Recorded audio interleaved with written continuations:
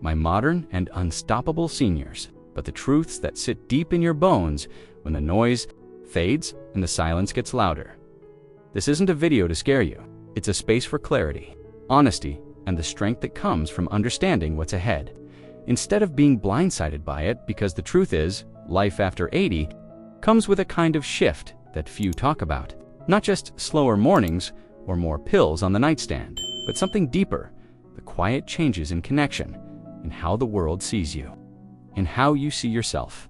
Today, we begin with the first brutal reality of aging that so many face, silently, invisibly, but powerfully. Reality number 1, the vanishing social circle. You reach 80, and then one day, it just happens.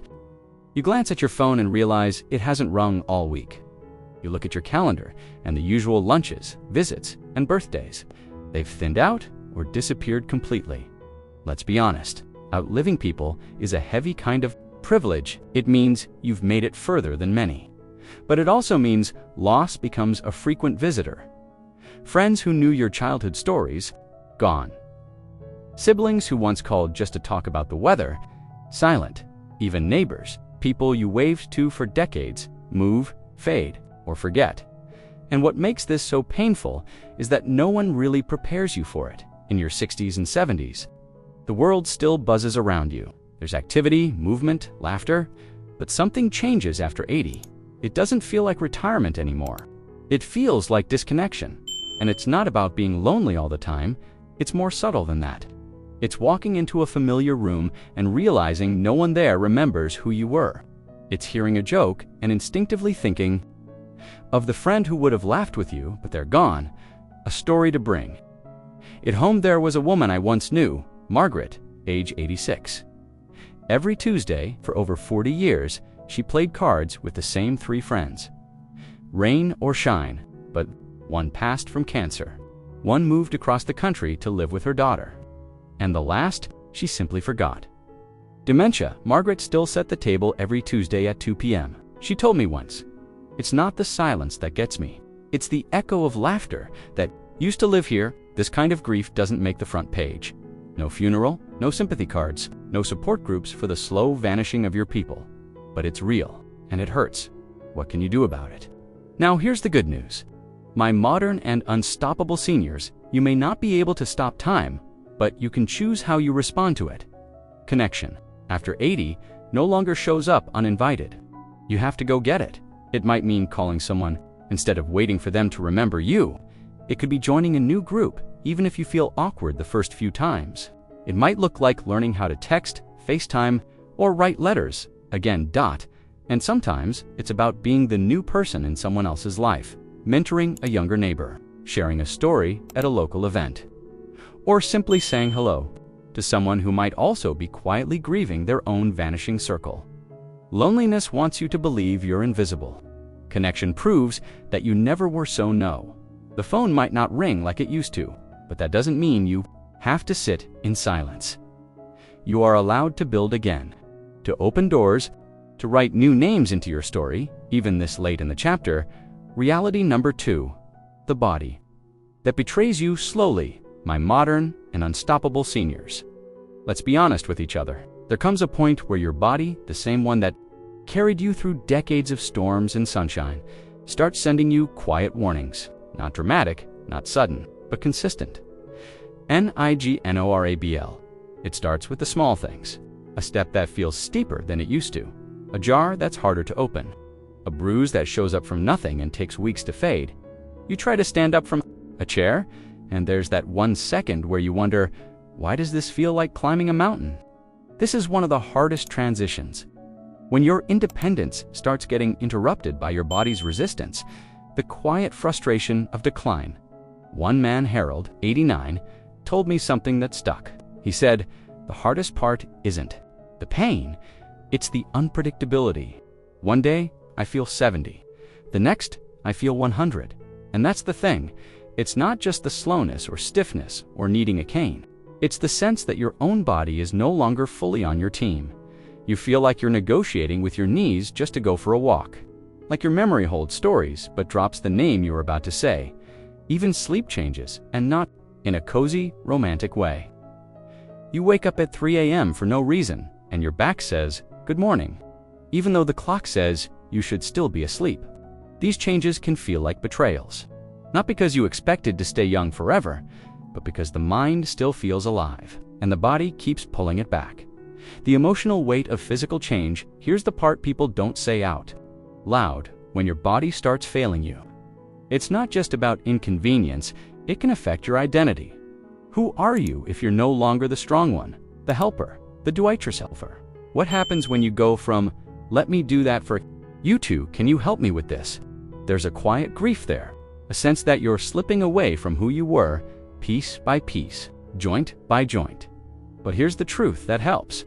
My modern and unstoppable seniors, this is not the end of your power. It's the beginning of a new relationship with your strength. Strength redefined, you see.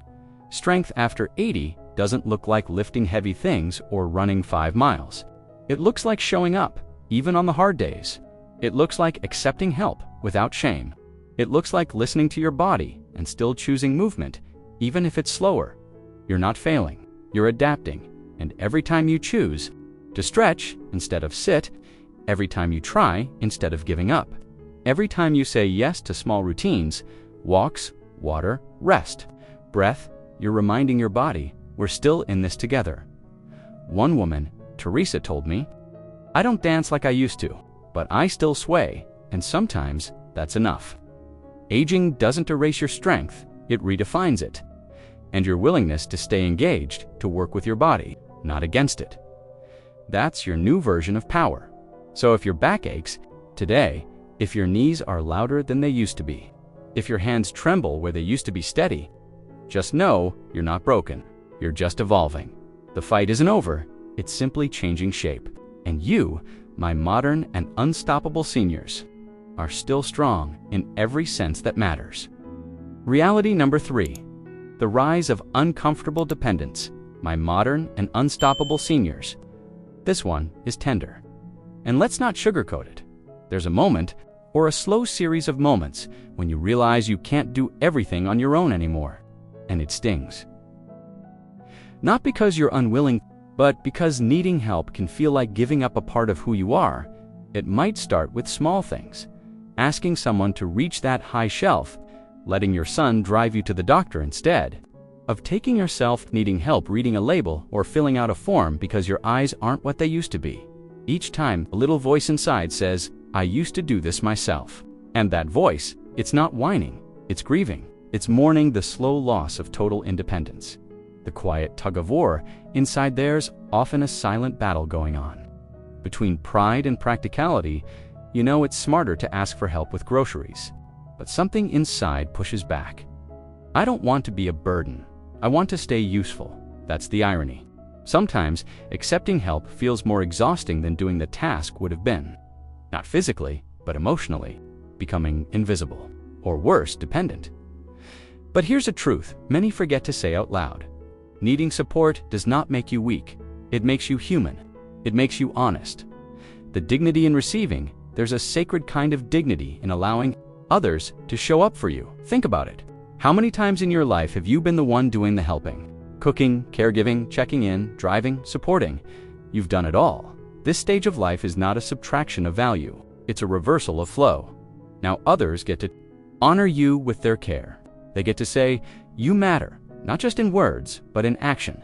Yes, it's uncomfortable. Yes, it's hard to ask. But when you allow someone to help, you're not giving up your worth. You're giving them a gift, the opportunity to show their love through service. Redefining self-sufficiency's a powerful shift. My modern and unstoppable seniors.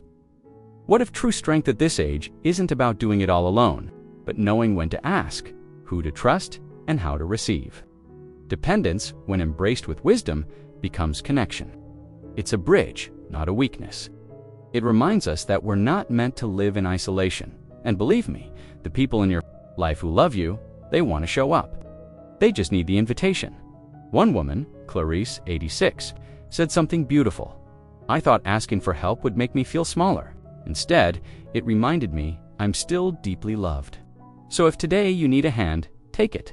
If someone offers support, let them.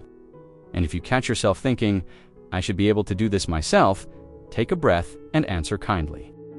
Maybe, but I'm not alone. This part of the journey isn't about losing independence.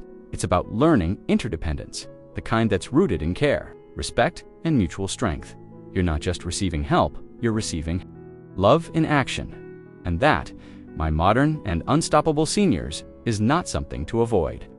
It's something to embrace with grace and courage. Reality number 4, the invisible fade. When society starts to look through you, my modern and unstoppable seniors, let's talk about something that creeps in quietly, not with malice, not with intention, but with weight. It's the slow fade, not from your own life, but from how the world sees you. At some point, you walk into a room and realize no one quite notices you like they used to. You speak, but people talk over you. You move through a shop, and the cashier addresses your daughter instead of you. You offer advice, and someone politely nods, then promptly ignores it. It's subtle, but it stings. Society's shifting gaze, the truth is, our culture often glorifies youth and speed. And when you hit 80, society doesn't always know what to do with you. You're not trending. You're not on TikTok. You're not part of the so-called conversation. And because of that, some people just stop looking.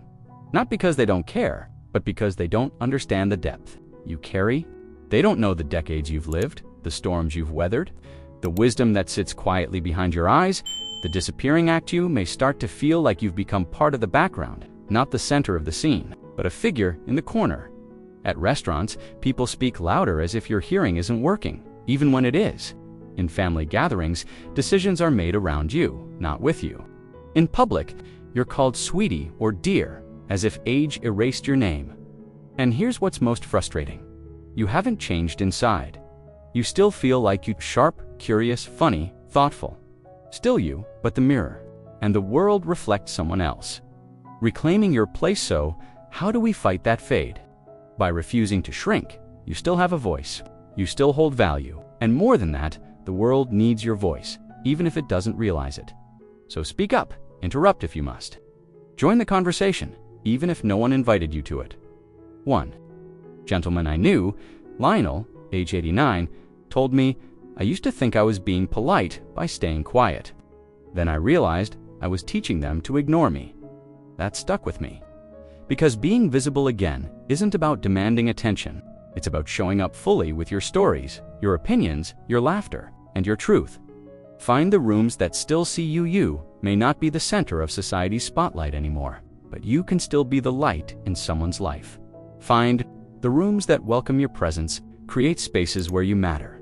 Maybe it's a reading group, a church circle, a volunteer project, a local board, or a walking club. You are not done. You are not past your prime.